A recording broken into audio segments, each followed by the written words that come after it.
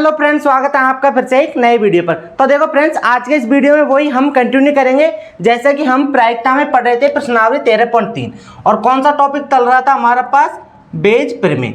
तो बेज प्रमेय से जो सारे क्वेश्चन थे वो अच्छे से कर लिए हैं हमने। अभी तक प्रश्नावली 13.3 में हम क्वेश्चन नंबर 3 तक कर चुके हैं। तो आज के इस वीडियो लेक्चर में हम क्वेश्चन नंबर 4 देखेंगे। अगर आपने पिछले वीडियो नहीं देखे तो वीडियो के डिस्क्रिप्शन में जाइए और वहां जाके सारे वीडियो आपको मिल जाएंगे। उनको अच्छे से देखें तब जाके आपको क्वेश्चन नंबर 4 करना है। और अब अगर आप डायरेक्टली क्वेश्चन नंबर 4 करना चाहते हैं तो इस वीडियो से भी स्टार्ट कर सकते हैं। बेज प्रमेय में देखो हर एक क्वेश्चन में बिल्कुल एक जैसा फंडामेंटल चल रहा है। बिल्कुल ऐसे आपको घबराने की जरूरत है ही नहीं कि कुछ अलग होगा, बस एक जैसा करना है और आपको देखो अच्छे नंबर प्राप्त कर लेने हैं। तो देखो बिल्कुल सिस्टमेटिकली चलता है। तो हम करते हैं हमारा क्वेश्चन स्टार्ट। देखो आज का क्वेश्चन में क्या कह रहा है, क्वेश्चन नंबर 4 कि एक बहुविकल्पी प्रश्न का उत्तर देने में एक विद्यार्थी या तो प्रश्न का उत्तर जानता है या अनुमान लगाता है। अब बहुविकल्पी प्रश्न मतलब कि जो ऑप्शन वाले क्वेश्चन आते हैं ना, जैसे एक क्वेश्चन हो गए उसमें 4 ऑप्शन होते हैं, उनमें से हमें चुनना है कि कौन सा सही है कौन सा गलत है। एक विद्यार्थी है, हम यानी आप खुद को लेकर इसको सॉल्व कर सकते हैं। एक विद्यार्थी है ना। अब आगे क्या बोल रहा है कि या तो वह उत्तर जानता है या अनुमान लगाता है ना। अब देखो क्या बोल रहा है कि मान ले कि उसके उत्तर जानने की प्रायिकता क्या है, 3/4। तो अब देखो यहीं से हम मानते हैं, मतलब कि दिया है, ये जो हमें दिया है ये चीज़ है ना कि दिया है, या फिर हम मान ही लेते हैं कि मान ले लेते हैं हम कि माना जो घटना हमारे पास E1 है, वो E1 घटना क्या मानते हैं मैं कि उत्तर जानना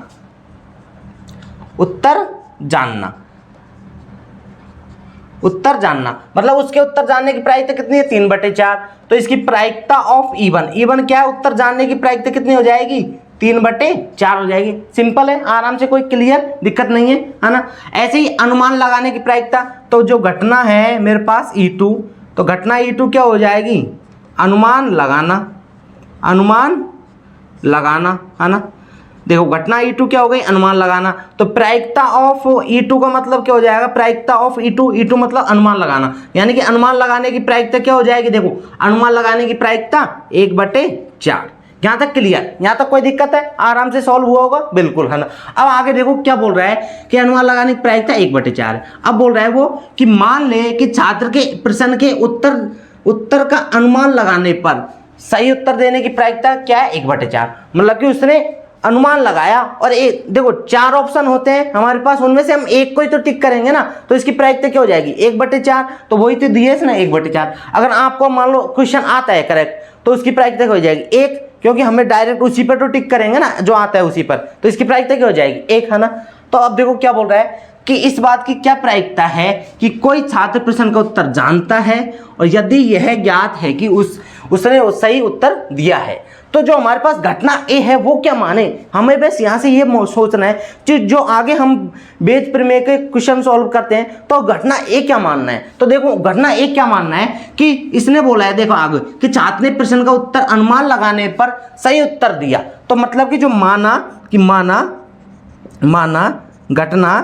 घटना ए, तो घटना ए क्या मानूंगा मैं कि सही उत्तर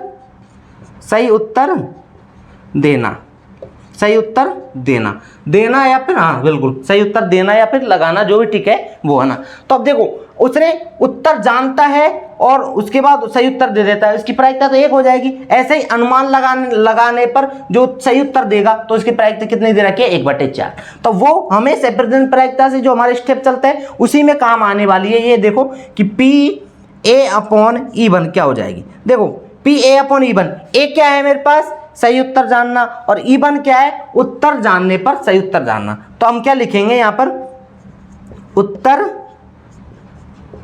जानने पर सही उत्तर देना। यही तो हुआ उसका मतलब कि घटना ये तो क्या है, सही उत्तर देना, और E1 क्या है कि उत्तर जानना। तो इसका मतलब हुआ दोनों को कॉम्बिनेशन के साथ हम बोलेंगे कि उत्तर जानने पर उसका सही उत्तर देना। तो हमें पता किसी भी 4 ऑप्शन में से हम एक उत्तर जानते हैं तो हम उसी को तो टिक करेंगे ना। तो इसकी प्रायिकता हम क्या लिख सकते हैं, सिंपली 1 लिख सकते हैं। इसकी प्रायिकता क्या हो जाएगी, 1 हो जाएगी। ऐसे ही अब देखो PA/E2, तो PA/E2 का मतलब क्या हो जाएगा, देखो ए तो क्या है, सही उत्तर देना, और E2 क्या है, अनुमान लगाना। तो हम क्या लिख सकते हैं दोनों को मिलाकर कि अनुमान लगाकर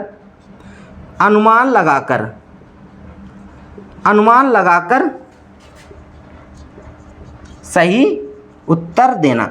तो अनुमान लगा सही उत्तर कैसे देख सकते हैं हम, ऐसे भी देख लो आप कि एक ऑप्शन हमारे पास 4 ऑप्शन में से एक हमें चुनना होता है तो 1/4 होती है प्रायिकता, और ऐसे में नहीं तो हमें क्वेश्चन में भी दे रखा है कि अनुमान लगाने पर सही उत्तर देने की प्रायिकता क्या है, 1/4। तो यहाँ तक क्लियर आराम से, कुछ जो देखो बेसिक टर्म है ये यहाँ तक तो आपको करना है ये क्वेश्चन सॉल्व।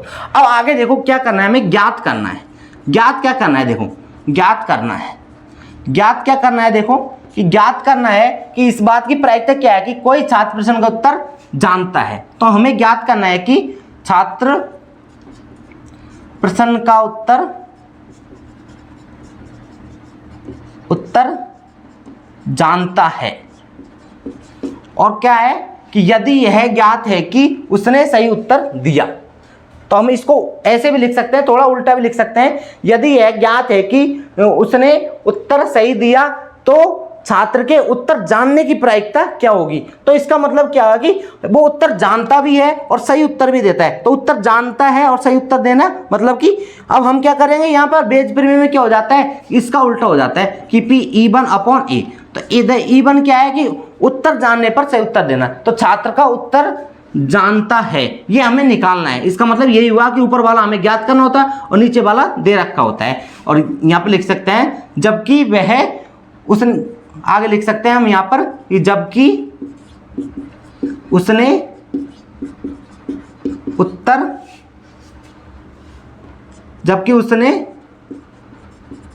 सही उत्तर दिया।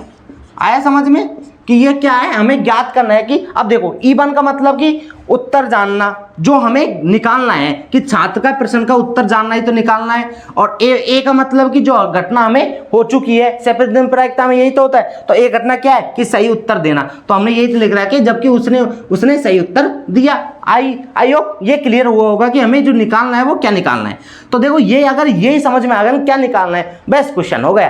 अब कुछ नहीं, अब बेज प्रमेय से, अब देखो अब बेज प्रमेय से, तो बेज प्रमेय बिल्कुल सिंपल है कि बेज प्रमेय से हमें ये निकालना है कि P(E1/A) निकालना है। तो ऊपर देखो E1 वाला ही रखेंगे कि P(E1) इंटू में PA/E1 है ना, और नीचे में क्या रखना है कि पूरी प्रायिकताओं का योग रख देना है। तो P(E1) into PA/E1 plus P(E2) and into में PA/E2 ये रख देना है ना, सिंपल सी बात है। तो देखो इनका मान रखते हैं, P(E1) का मान कितना है, P(E1) का मान 3/4 है ना, एंड इंटू में PA/E1 1, इसका मान 1। तो नीचे भी क्या हो जाएगा 3/4 इंटू 1 प्लस P(E2) का मान कितना है, देखो P(E2) का मान 1/4 है ना, और PA/E2 का मान भी 1/4।